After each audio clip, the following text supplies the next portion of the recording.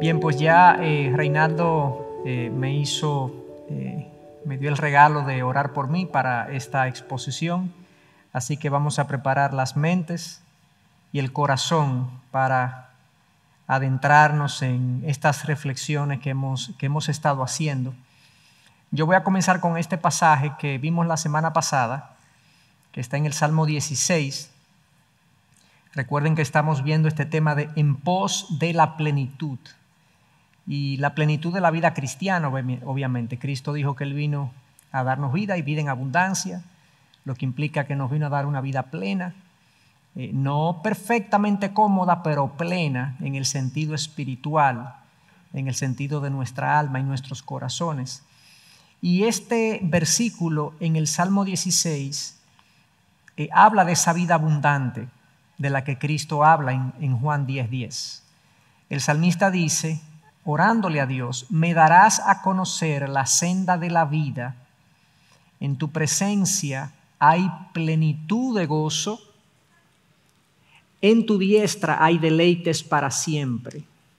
El salmista habla de una experiencia en su comunión con Dios, en su relación con Dios, donde a mayor cercanía de Dios, porque él dice, en tu presencia hay un gozo pleno, y hay un gozo y un deleite para siempre. Es profundo y es duradero cuando estamos en la presencia de Dios. Pero mucha gente no vive su vida cristiana experimentando eso, ni cerca, ni cerca. La vida cristiana para muchos es un pesar.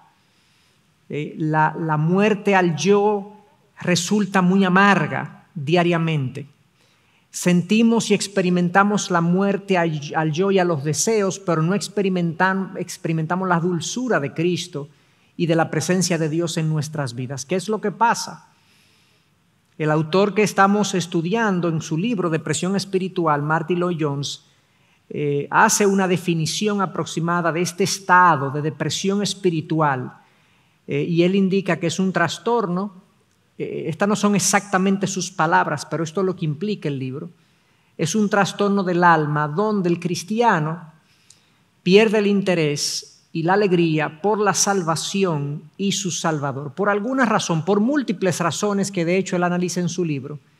Es ese estado de apatía espiritual, de palidez en mi relación con Dios, de falta de entusiasmo y de pasión por las cosas de Dios y por lo que implica mi salvación y por mi Salvador, que él denomina entonces esta depresión espiritual. Nosotros no queremos estar ahí si somos creyentes, si somos hijos de Dios, porque nuestra vida se trata de esto, se trata de seguir a Dios, de servir a Dios, de comunicarnos con Dios, de tener comunión con Dios. Y si entonces ese caminar resulta deprimente, pues nos cansaremos y claudicaremos y caeremos y seremos una mala representación de la fe cristiana en la generación que nos ha tocado vivir. Entonces, es de esto que estamos hablando. Esto es simplemente un recordatorio de la semana pasada. Él hablaba de algunas causas generales. En las próximas semanas vamos a estar entrando en algunas causas específicas y yo no voy a entrar en detalle de esto porque hablamos de esto la semana pasada. Mencionaba que el desdén hacia los medios de gracia que Dios ha provisto para mi buen estado espiritual es una posible causa de depresión espiritual.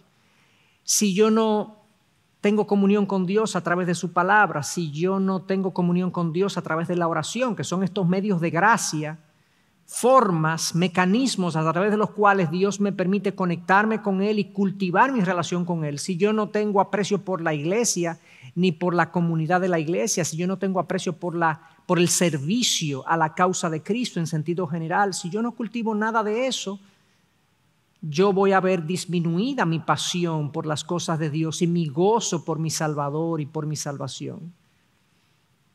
Es como una brasa que si le dejamos de echar o poner viento y soplar, deja de sencillamente de ser incandescente, deja el fulgor del fuego, se va. Es más o menos así lo que está pasando en muchos de nosotros.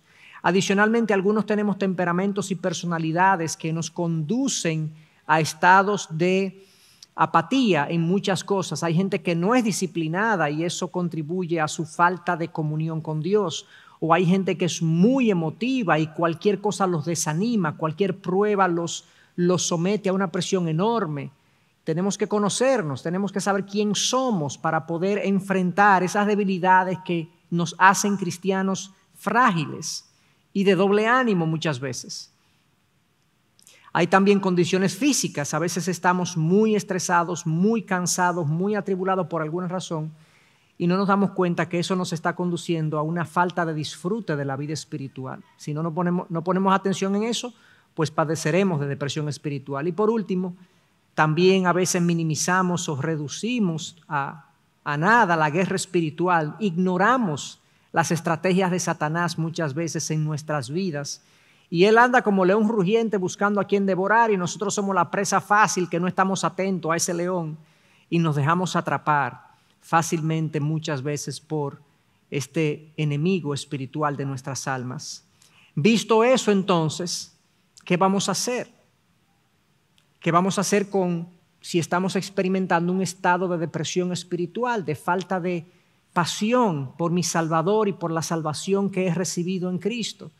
Si yo no tengo pasión por las cosas de Dios, por Dios mismo.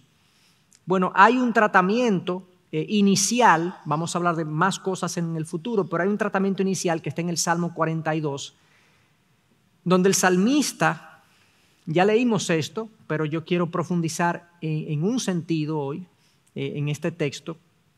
El salmista se pregunta a sí mismo, fíjense cómo lo dice en el versículo 5, ¿por qué te desesperas, alma mía, y por qué te turbas dentro de mí?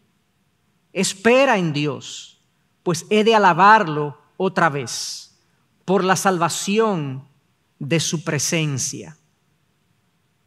La Nueva Traducción Viviente, que a veces es un poco más fácil de entender, dice así: ¿por qué estoy desanimado? ¿Por qué está tan triste mi corazón? Pondré mi esperanza en Dios. Nuevamente lo alabaré, mi Salvador y mi Dios. Nosotros podemos hacer un análisis de las palabras del salmista, de las frases del salmista, pero me voy a concentrar más bien en lo que el salmista está haciendo en este momento. ¿Qué es lo que vemos que él está haciendo? Él está hablando consigo mismo. Él está lidiando con su turbación, con su desesperación interna, con su aflicción, como si fuera un amigo hablándole a otro, como si fuera un pastor hablándole a una oveja, como si fuera un padre hablándole a un hijo, un esposo hablándole a un esposo, viceversa. Él está lidiando consigo mismo. Y eso es vital en la vida cristiana. Si nosotros vamos a experimentar victorias en nuestra vida cristiana, algo que tenemos que aprender muy, muy temprano es a manejarnos a nosotros mismos. Nuestro principal enemigo está en nosotros. Es nuestra propia inclinación al desánimo, al desdén, a la frialdad espiritual. Y si nosotros no aprendemos eso, vuelvo y les digo, temprano en la vida cristiana vamos a ser pacientes de depresión espiritual con frecuencia.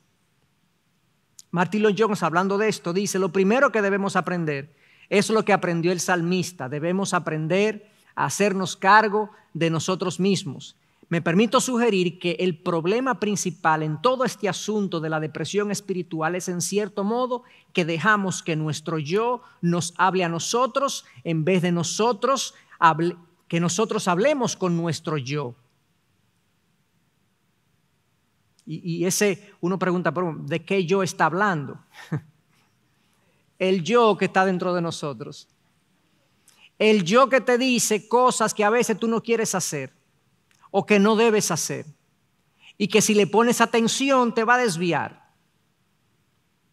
es parte del hombre viejo, como le llama el Nuevo Testamento, de la naturaleza caída, que ya aunque nosotros tenemos una naturaleza espiritual, hay un cuerpo en nosotros con inclinaciones pecaminosas. Entonces hablan, ese cuerpo habla, ese yo habla. Y hay un hombre espiritual, un hombre interior, que Pablo habla de él en Romanos 7, que puede hablarle a esa naturaleza pecaminosa y decirle: no, Señor, no es así. Tú no vas a hacer eso. O tú tienes que perseguir esto. O tú tienes que lograr esto. El punto esencial es entender que debemos controlar nuestro ego, a ese otro hombre que habita dentro de nosotros. No lo escuchemos, sino dirijámoslo. Dirijámonos a él, hablémosle, condenémoslo, reconvengámoslo, alentémoslo, en vez de escucharlo plácidamente y permitirlo que nos arrastre y nos deprima. Recordémosle lo que sabemos. Y eso entonces es lo que Martin Lloyd-Jones llama el arte de la vida espiritual, que consiste fundamentalmente en saber cómo manejarnos. Cómo manejarnos. Obviamente, por asuntos didácticos, él dice que esto es lo fundamental en la vida cristiana, pero obviamente nosotros enfrentamos un mundo que nos tienta, nosotros enfrentamos un enemigo que nos tienta, que está fuera de nosotros, pero al final ese mundo y ese enemigo que le pone temas al yo puede ser dominado y controlado por nosotros si estamos bajo el control del Espíritu Santo y le estamos diciendo al yo: no, aunque tú seas tentado por el mundo, tentado por el diablo, tú vas a hacer lo que la palabra de Dios dice, porque yo he decidido en mi hombre interior someterme a Dios. Entonces vuelvo e insisto, el arte de la vida espiritual consiste fundamentalmente en saber cómo manejarnos. Hermanos, si esto nosotros lo lleváramos a todos los aspectos de la vida, nuestra vida pudiera cambiar radicalmente. Asumiendo que somos creyentes, hoy vamos a hablar de eso, asumiendo que somos hijos de Dios, que tenemos la presencia del Espíritu en nosotros. Si nosotros le ponemos atención al Espíritu en nosotros y dejamos que el Espíritu nos hable y le hablamos al yo a través del Espíritu, decimos: no, sí, esto no, y esto para acá es y para allá no es y demás, y nosotros logramos hacer eso en cada aspecto de la vida, en el matrimonio, en la paternidad, en el manejo financiero, en nuestros trabajos, en el trato con los hermanos en la iglesia, en nuestras relaciones interpersonales. Y decimos: así es que tú te vas a comportar, chacho. Eso no está bien. Esto es lo correcto. Y nos decimos a nosotros mismos lo que debemos y nos condenamos cuando hacemos lo que no debemos. Vamos a tener un mejor caminar delante de Dios. Y eso nos coloca, entonces, como yo decía la semana pasada, en una postura de recibir de parte de Dios el gozo. El gozo no es algo que yo logro y obtengo. El gozo es fruto de un caminar fiel a Dios. Yo camino fiel a Dios, controlando mi yo y mis inclinaciones pecaminosas. Dios vierte su gozo sobre mí. El gozo es parte del fruto del Espíritu Santo. Y si yo camino con el Espíritu y el Espíritu está dentro de mí regocijado, ¿qué voy a sentir yo? Gozo de obedecer, de hacer las cosas como mi Creador y mi Padre quieren. Entonces, dicho eso, ese es como el telón de fondo prácticamente de todo lo que vamos a hablar en las próximas semanas. La esencia fundamental del tratamiento, la esencia del tratamiento de la depresión espiritual es saber cómo manejarnos a nosotros mismos, con una serie de verdades que vamos a conocer a lo largo de estas 5 semanas que nos quedan. Hablemos entonces del fundamento del gozo cristiano. Yo diría que primero lo primero, y vamos a ver por qué yo digo que primero lo primero. ¿Cuál es el fundamento del gozo cristiano? ¿Dónde tiene su origen? ¿Por qué se dice que el cristiano debe estar gozoso? ¿Cómo así? Lo que puedan buscar en la Biblia, la palabra, busquen Lucas 2:10, versículo bien cortito. De hecho, no lo traje aquí porque pensé que iba a ser una buena introducción a lo que quiero decir. Lucas 2:10, cuando el ángel se le aparece a los pastores en el campo, en el nacimiento de Jesús, le dice, pero el ángel les dijo, no teman, porque les traigo buenas nuevas de gran gozo, que serán para todo el pueblo. Porque les ha nacido hoy en la ciudad de David un Salvador, que es Cristo el Señor. La entrada de Jesús al mundo, la entrada de nuestro Salvador al mundo es descrito como un evento de gran gozo. Diríamos hoy modernamente, un escándalo. Esto es lo máximo, señores. Eso es lo que el ángel está anunciando. Motivo de gran gozo sería el nacimiento de nuestro Salvador. Y a lo largo del ministerio de Jesús, Él hizo descripciones de esta realidad, de esto que el reino de Dios, su venida al mundo, era motivo y debía ser motivo de gran gozo para los que entendían lo que esto implicaba. Y Él puso, o más bien enseñó, dos parábolas. Ustedes saben que el Señor Jesús enseñó por medio de historias y de parábolas. Y las parábolas son historias ficticias con un objetivo espiritual, con una enseñanza espiritual. Entonces, en Mateo 13 hay diversas parábolas que todas comienzan con el reino de los cielos es semejante a. El reino de los cielos es semejante a. Cada parábola de esa de Mateo 13, y hay muchas otras, son 38 parábolas que el Señor Jesús tiene a lo largo de los evangelios. Cuando el Señor Jesús comenzaba diciendo el reino de los cielos es semejante a, esa parábola iba a ilustrar un aspecto del reino, no lo iba a describir completo, sino un aspecto del reino de Dios.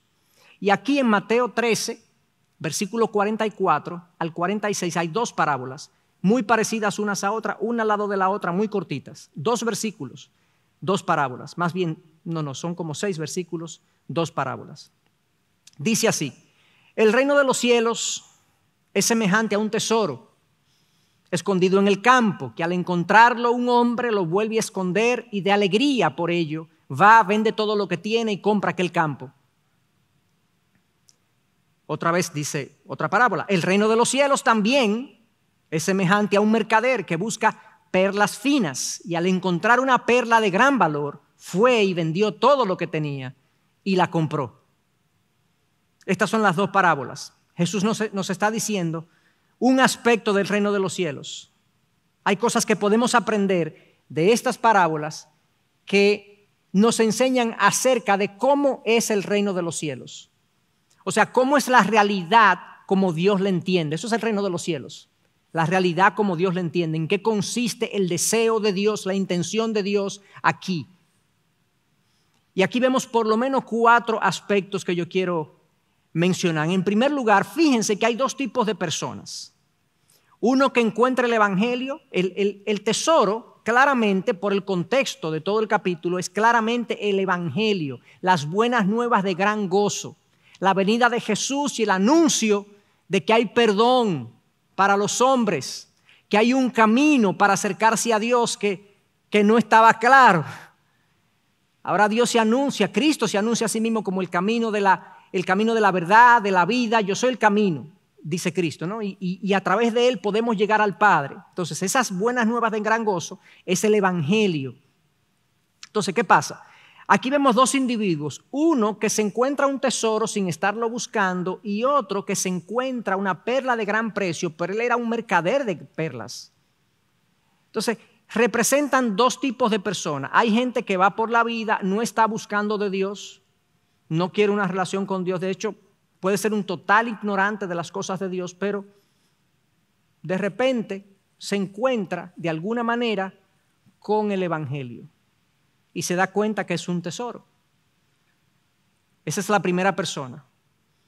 Y el otro, claramente, un mercader de perlas, está buscando perlas y encuentra. Posiblemente esto está haciendo alusión a gente que está buscando como respuestas en la vida, está buscando una respuesta trascendente a la vida y encuentra el evangelio buscando a Dios, digamos. Así es el reino de los cielos. Gente que está buscando, gente que no está buscando. Eso es parte de la gente que viene al reino de los cielos. Número 2, ambos reconocen el valor de lo encontrado. Ambos. En el primer caso, el que estaba buscando no estaba buscando nada, encontró un tesoro, dice, en un campo, quizás era un agricultor, quizás un ganadero, encontró un tesoro, dice que lo escondió para que nadie se lo tomara, fue y vendió todo y compró ese campo, correcto. Pero dice que lo hizo con alegría. En el segundo caso no menciona la palabra alegría, pero está implícito, porque si tú eres un mercader de perlas y encuentras una perla de gran valor, ¿qué se supone que va a estar? Se supone que va a estar alegre como el primero. Entonces, en ambos casos hay alegría, hay gozo por haber encontrado algo de valor. A mí me llama la atención el primer caso, que lo encontró sin estarlo buscando. Es como aquella persona que está revisando su ropa, ¿verdad? Y de repente se encuentra como una papeleta que no estaba esperando. Wow, eso da una alegría. Yo no sé si a ustedes les ha pasado eso, pero pueden ser 50 pesos. Pero uno dice como, wow. A veces uno va para los lados así, como a ver si están viendo a uno. Cuando uno encuentra algo de valor sin estarlo buscando, o algo de valor estando buscándolo, porque si la perla de gran precio que estaba buscando el mercader era algo que él estaba diligentemente buscando, es como cuando se me pierde una llave y yo comienzo a buscarlo, se me pierde un dinero también y la comienzo a buscar, y cuando la encuentro, ¡ay, qué bueno, finalmente! O el celular o los lentes, ¡qué bueno, finalmente lo encontré! O sea, Cristo describe ambas situaciones y nos pone como ahí, didácticamente nos enseña, esto es el reino de los cielos. O sea, la gente que encuentra esto debe sentir un gozo, porque esto es de valor. Esto es de valor. Es apreciado. Número 3, fíjense que ambos venden todo lo que tenían para adquirir lo encontrado. En el primer caso vende todo y adquiere el terreno. En el segundo caso vende todo y adquiere la perla de gran precio. Hay un dejar. El reino de los cielos es gente que anda buscando o que no anda buscando, pero encuentra algo de valor, que llena su corazón de alegría y de gozo. Y dicen, esto es, fíjense que en ambos casos dice, venden todo, dejan todo. Ahora esto es lo más importante. Eso es lo que el evangelio implica, eso es lo que el reino, así que se debe ver el reino de Dios entre los hijos de Dios. Esto es ahora lo más importante de mi vida. Nada se compara.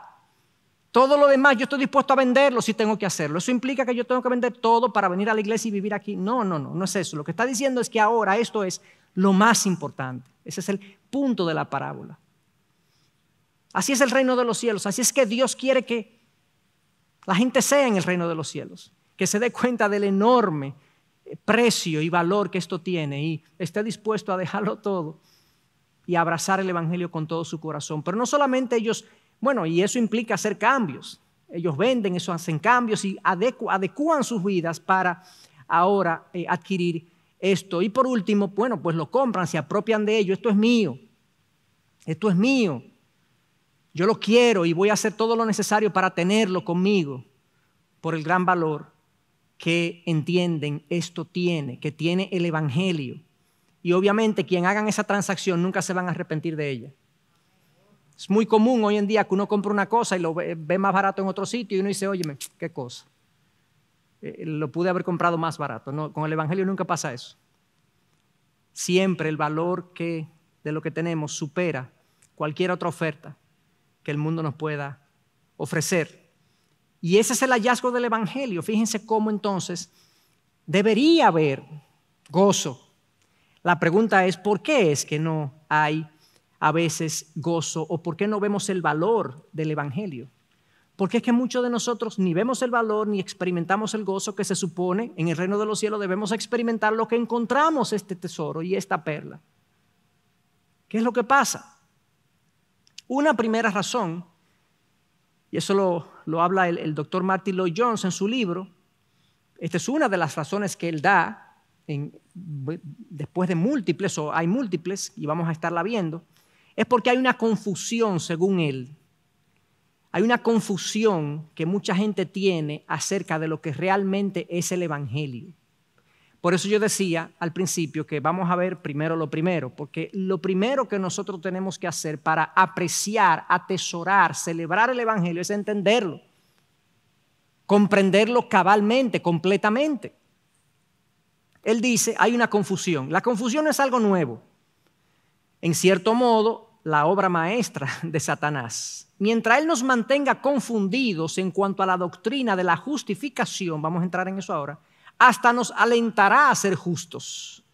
Y es evidente que lo está haciendo así ahora, ya que la gente promedio, oigan esto, la gente promedio de la iglesia parece considerar cristiano a cualquiera que haga buenas obras, aun cuando tal persona pueda estar enteramente equivocada en cuanto a esta verdad fundamental. Eso me pareció muy agudo, ese comentario. El asistente promedio a la iglesia entiende que toda persona que viva una vida más o menos moral es cristiano.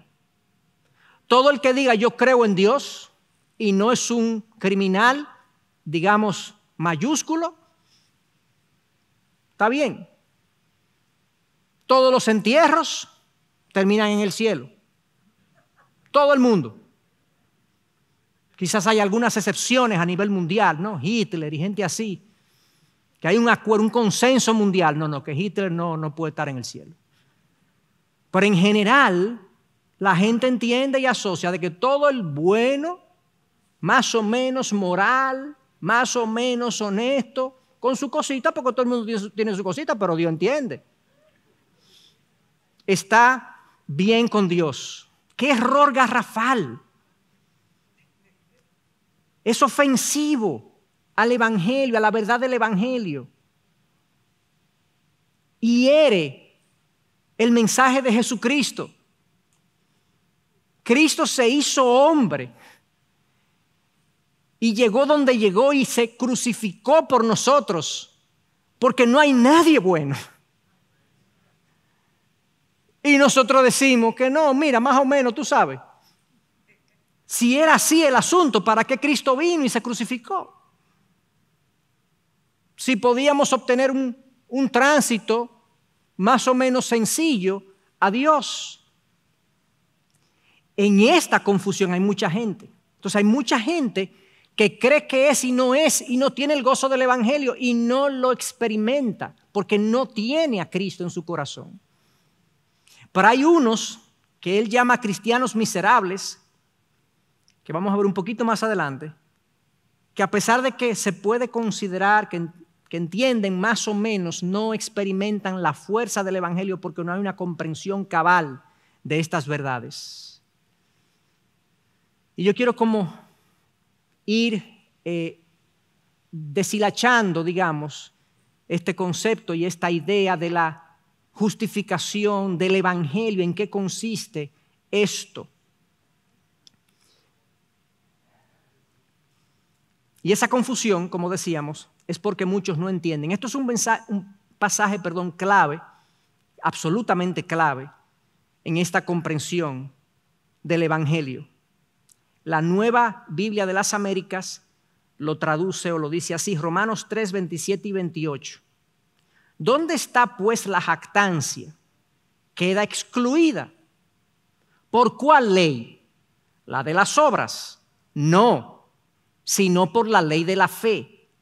Porque concluimos que el hombre es justificado por la fe aparte de las obras de la ley.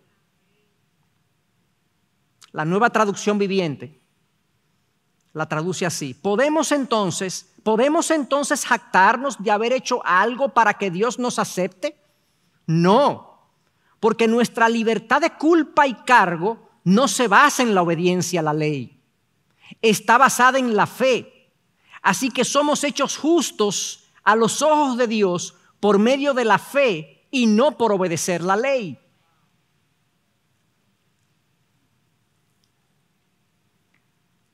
Esa última parte es clave para nosotros entender todo lo que vamos a presentar, digamos, en los minutos siguientes, pero sobre todo para el argumento principal de que si no entiendo el Evangelio cabalmente, no voy a poder atesorarlo como corresponde.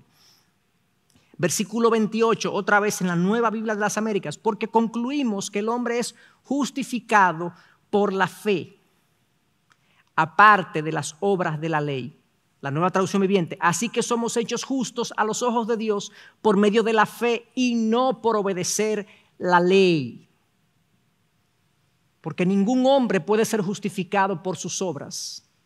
¿Ustedes saben por qué ningún hombre ni ninguna mujer puede estar bien delante de Dios por las cosas que haga? O sea, no hay ningún hombre al que Dios le diga por lo que hace, bien hecho. No existe. No hay. Y ese hecho implica que nosotros, a los ojos de Dios, todos estamos descalificados para cumplir la ley de Dios. No podemos, somos incapaces. Incapaces. Si tú y yo nos proponemos hoy tú te propones, tú haces una firme determinación de que no vas a pecar, ni de acción, ni de pensamiento, ni de motivación, ni de omisión, de dejar hacer lo bueno. Tú no puedes, yo no puedo. En algún lado me voy a equivocar. De alguna forma voy a querer algo que no corresponde. En otras ocasiones voy a no querer hacer lo que corresponde. Es muy difícil amar incondicionalmente, diré, a esta persona tan complicada. Es muy difícil amar a Dios con todo mi corazón versus todo lo que el mundo me ofrece. Es muy difícil perdonar esta ofensa. Entonces, en esa incapacidad que nosotros tenemos, ¿qué nos queda? Bueno, declararnos culpables. Declararnos culpables. Aceptar esa condición. Este es un versículo, yo voy a ver otros, pero es un versículo clave de que ningún hombre será aceptado por Dios en base a las cosas que hace y en base a su trayectoria de vida. No hay forma. Propóntelo. Te hago un reto, un desafío, como esos que se hacen hoy en día en las redes sociales. Un desafío, el que no peque más de aquí a que se muera.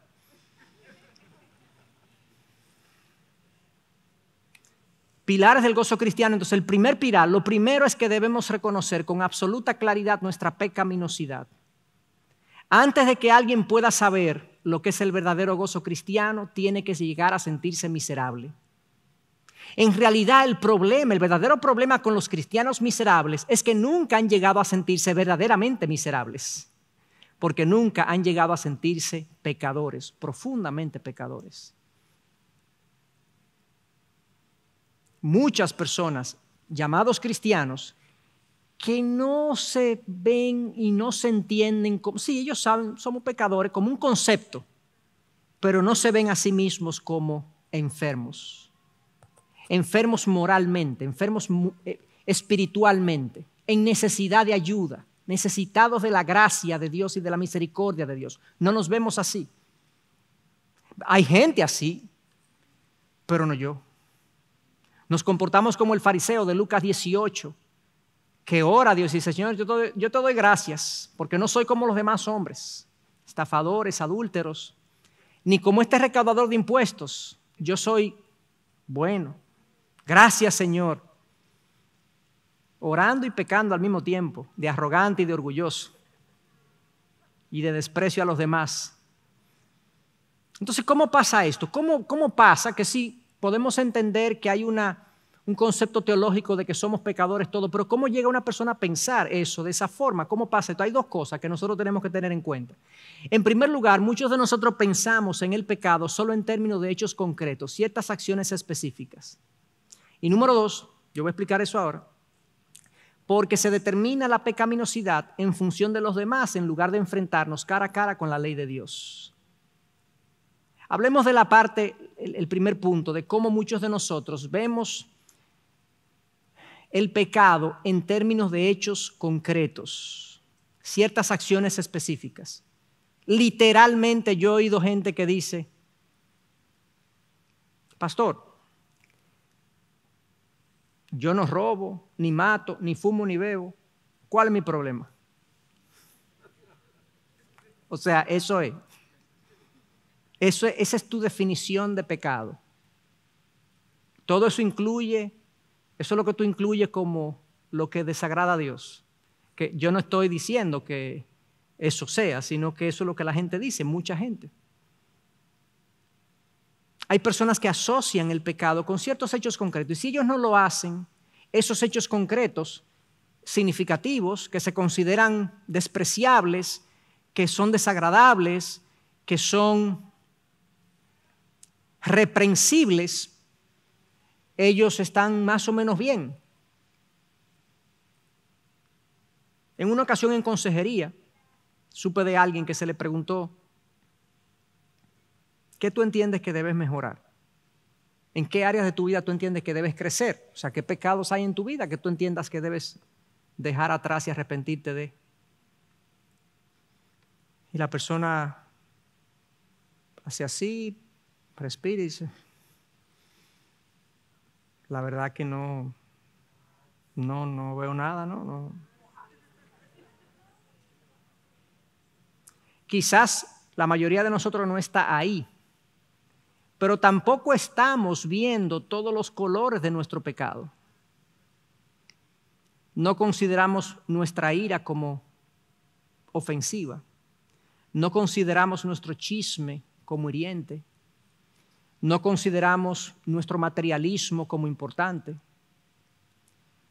No vemos el rencor y el resentimiento y la falta de perdón como algo, porque si tú supieras lo que esa persona me hizo, y yo pudiera seguir diciendo una lista de cosas que cuando lo vemos desde arriba, por algo Dios dice, todos se han destituido de mi gloria. Todos. El pecado va más allá de cosas específicas en las que yo pueda pensar. Es una inclinación de la vida. Una inclinación en pos, no de Dios, sino de mí. Incluso buscando cosas legítimas, pero donde yo soy el centro de mi búsqueda en la vida. Eso es en esencia, esa es la esencia del pecado. Yo soy el sujeto de mi búsqueda y el propósito de mi vida es mi satisfacción sana, pero soy yo. Esa es la esencia del pecado. Eso con mayor intensidad y perversión degenera a los hombres, pero es la búsqueda de mi satisfacción sin que Dios esté en la ecuación, como debe estar en el centro. Y número 2, a veces nuestra comparación es en función de los demás y no en función de la ley de Dios. Vamos a ver ahorita qué implicaciones tiene eso, pero profundizando un poco en este punto número 1, Romanos 3:9 y siguientes, Pablo hablándole a los romanos, ¿no? Y la mayoría judíos en esas comunidades iniciales cristianas, dice, entonces, ¿qué? ¿Somos nosotros mejores que ellos? O sea, los judíos, ¿somos mejores que los gentiles? O sea, habían dos grupos en ese mundo antiguo, por lo menos para los judíos, ellos y los gentiles. Todos los pueblos que no eran judíos eran gentiles. Entonces, Pablo se pregunta, ¿entonces qué? ¿Somos nosotros mejores que ellos? De ninguna manera, porque ya hemos denunciado que tanto judíos como griegos están todos bajo pecado. En la traducción viviente dice, todos bajo el poder del pecado, dominados por el pecado. Y Pablo le aclara bien temprano a los judíos, ustedes no son mejores porque los judíos se consideraban espiritualmente superiores y mejores al resto de los pueblos, como muchas veces nosotros los cristianos podemos considerarnos superiores a muchos de los pueblos hoy en día. ¿Okay? Y los judíos estaban, según Pablo, tanto como los griegos o los gentiles, bajo pecado. Y ahora explícitamente dicen, no hay justo ni aun uno, no hay quien entienda, no hay quien busque a Dios, todos se han desviado, a unas se hicieron inútiles, no hay quien haga lo bueno, no hay ni siquiera uno. ¿Lo puede decir más claro de ahí? Yo le corté el texto porque no lo podía poner completo. Él sigue diciendo en el versículo 13, sepulcro abierto es su garganta, todo lo que dicen es despreciable, o muchas de las cosas que dicen es despreciable, engañan de continuo con su boca, mentiras, veneno de serpientes hay bajo su lengua. Esto está hablando de la raza humana, hermanos, de nosotros. judíos como griegos, llena está su boca de maldición y amargura, sus pies son veloces para derramar sangre, destrucción y miseria hay en sus caminos, y la senda de paz no han conocido, no hay temor de Dios delante de ellos. Y ahora dice, porque, versículo 20, porque por las obras de la ley ningún ser humano podrá ser justificado delante de él. Él agrega, porque por medio de la ley viene el conocimiento del pecado. La ley lo que dice es lo pecador que tú eres, pero tú no la puedes cumplir. Ese es el propósito de la ley. Dios no dio la ley para que, sí, tenemos que obedecer la ley, pero no la podemos obedecer por nuestros propios medios. Tenemos que contar con la ayuda de Dios y la asistencia de Dios para poder cumplir esa ley. Y aún así no la cumpliremos de manera perfecta. Permanecemos pecadores, aún contando con Dios en nosotros a través de su Espíritu. Entonces, esa es la condición de todos nosotros. Si ampliamos la definición de pecado también, hablando para que entendamos a dónde llega, y algo de lo que yo dije de la inclinación de la vida, Jesús respondió, le preguntaron, ¿cuál es el más importante mandamiento? Jesús respondió, el más importante es, escucha Israel, el Señor nuestro Dios, el Señor uno es, y amarás al Señor tu Dios con todo tu corazón y con toda tu alma y con toda tu mente y con toda tu fuerza. Y el segundo es este, amarás a tu prójimo como a ti mismo. No hay otro mandamiento mayor que estos. Martin Lloyd-Jones al respecto dice, olvidémonos de borrachos y de gente así. Olvidémonos de toda esa gente de la que día a día se habla en los periódicos que leemos. La prueba para todos nosotros es la siguiente. ¿Amamos a Dios con todo nuestro ser? Si no es así, entonces somos pecadores y de la peor calaña, aunque nos pese reconocerlo. Ay, Señor. Esa es nuestra condición. El que se sabe pecador así, cuando encuentra la perla de gran precio que es el Evangelio, cuando encuentra el tesoro de la buena noticia de que en Cristo tenemos perdón y redención, salta de alegría. Y entonces se produce lo que paradójicamente podemos llamar el gozo del pecador. Hay un gozo que se puede experimentar solo si me siento pecador. Al oír esto, Jesús dijo, porque decían, tú te juntas con prostitutas y recaudadoras de impuestos y tú lo que eres es un cómplice de ellos, más o menos le dijeron eso. Y al oír esto, Jesús dijo, los que están sanos no tienen necesidad de médicos, sino los que están enfermos. Pero vayan y aprendan lo que significa misericordia quiero y no sacrificio, porque no he venido a llamar a justos, sino a pecadores. A mí venido a buscar Cristo.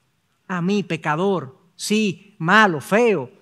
Y aquí tenemos una representación, sí, de nuestro país, del mundo, que en mayor o menor medida hemos cometido pecados desde aquí hasta aquí, desde 1 al 10. No sé cuántos han cometido pecados graves de los cuales se avergüenza, pero todo pecado es digno de vergüenza. No hay pecado que la cruz de Cristo no pueda perdonar y cubrir, no importa cuál sea. No importa qué tan lejos hemos llegado, no importa qué tan frecuente lo hayamos cometido, no importa qué tan allá hayamos ido. Cuando yo me siento pecador y veo la oferta de Cristo y veo este evangelio que dice que te cubre, tú dices, gracias Señor, gracias Señor.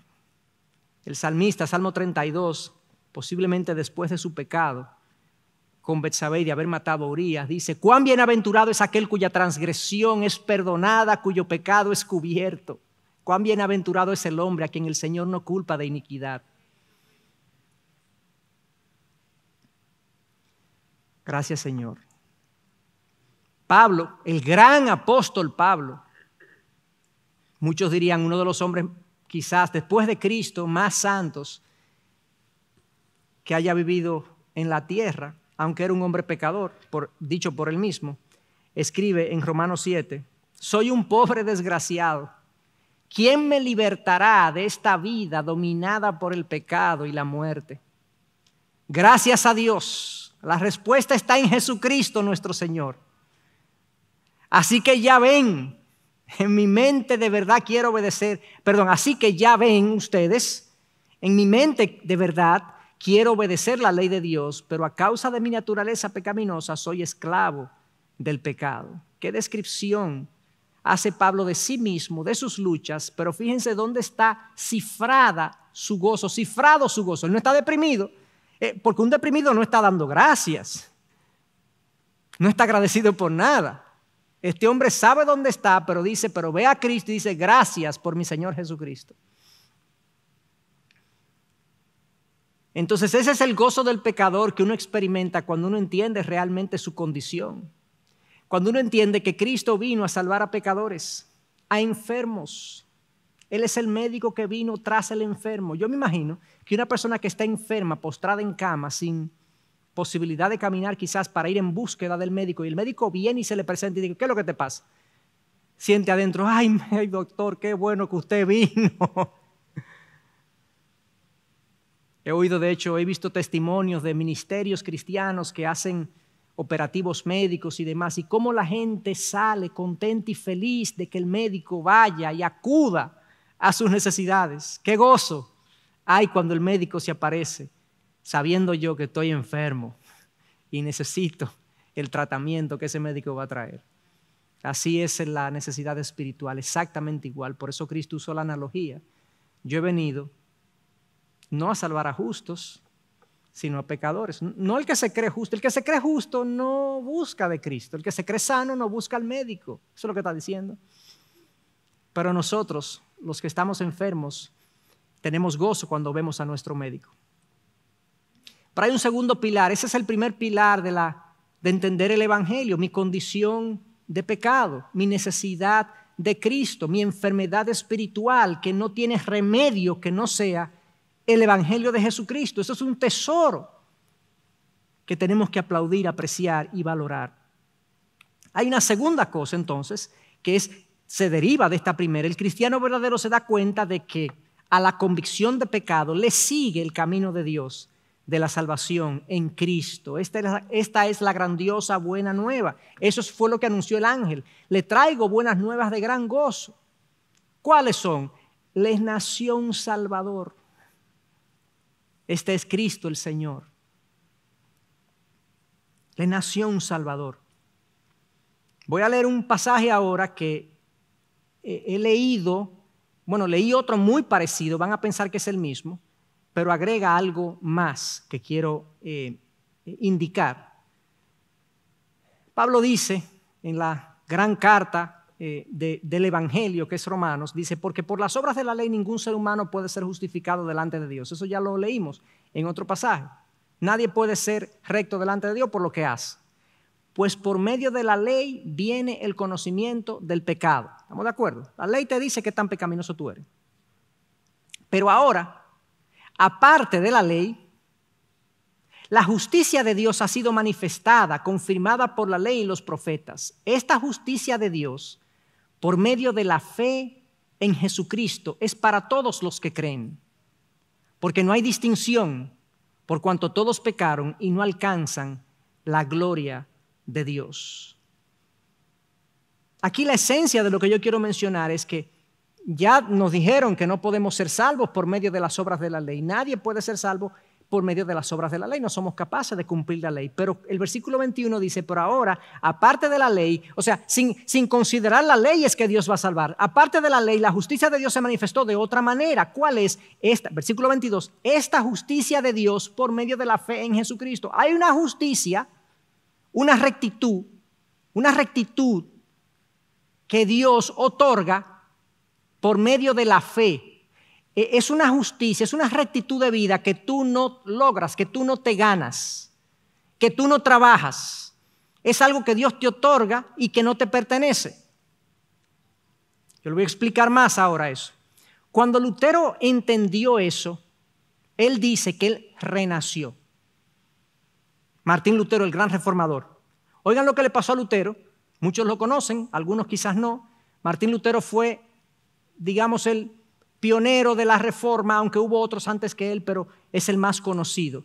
Y entonces Lutero dijo, cuando entendió esto, o sea, que la justicia por la cual seré salvo no es mía. No soy yo que portándome bien y que haciendo las cosas bien y que siendo recto delante de Dios. Dice él, es una justitia alienum. De donde viene la palabra alien en inglés. El alien es el extraterrestre. Una justicia alien a mí, externa a mí. Una rectitud externa que pertenece a otra persona. Es una justicia que está fuera de nosotros, a saber, la justicia de Cristo.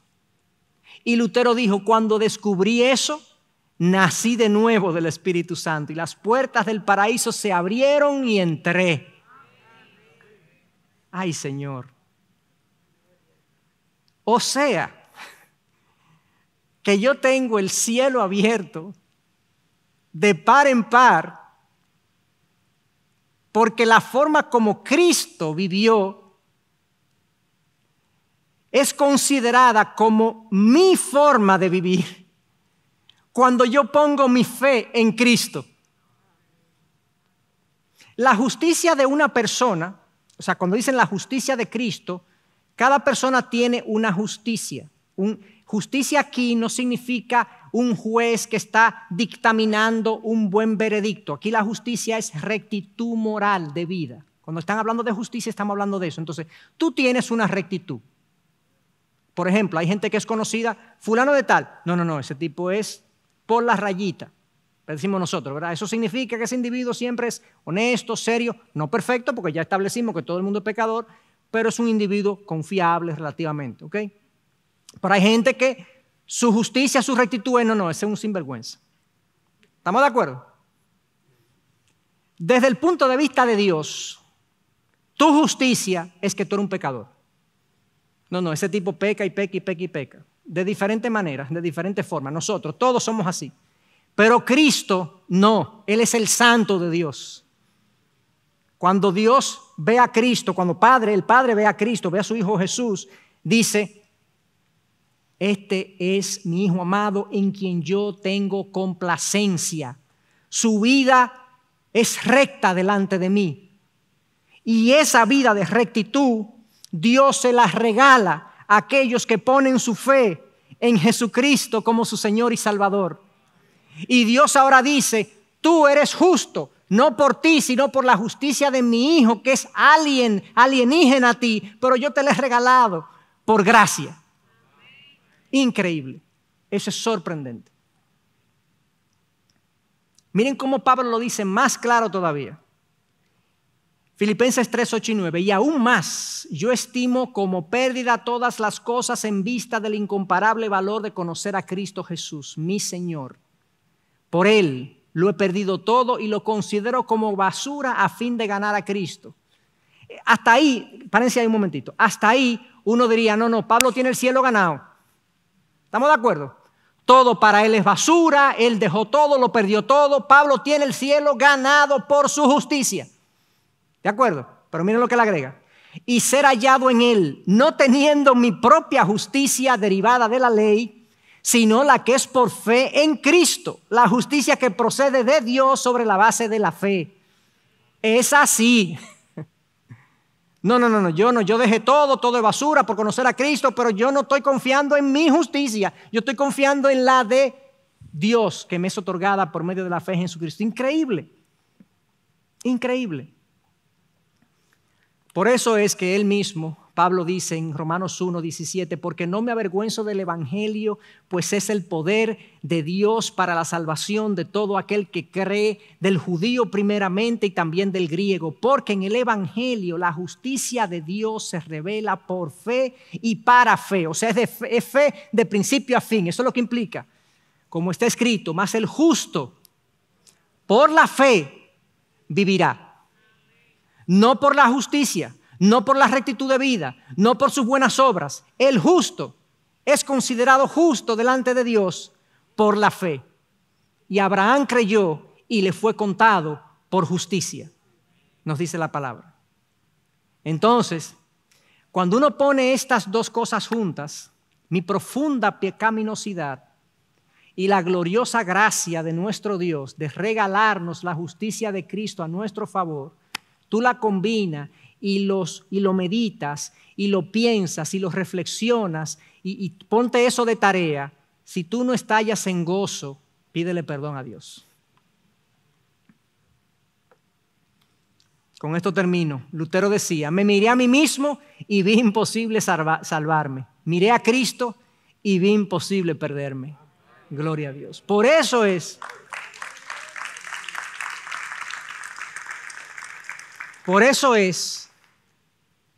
que yo sé dónde voy si ya yo no estoy aquí en este mundo. Si yo parto de este mundo y me voy de aquí de la manera que sea, yo estoy seguro que yo voy a la presencia de Dios. Y nosotros podemos estar seguros que en Él estamos salvos. Porque no es por nuestra justicia que somos salvos. Nunca lo ha sido y no puede ser así.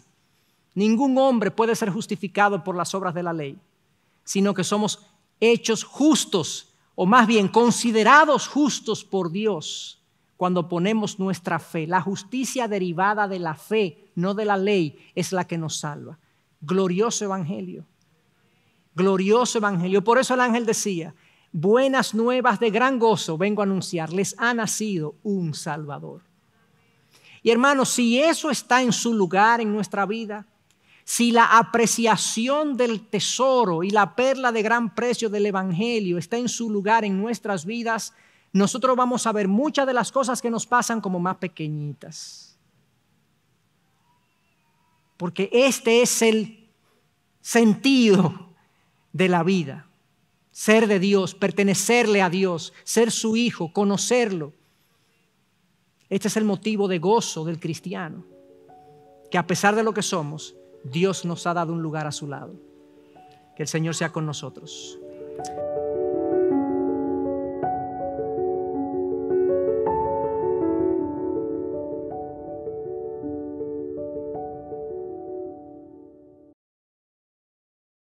Gracias por acceder a este recurso. Espero que haya sido de gran bendición para tu vida.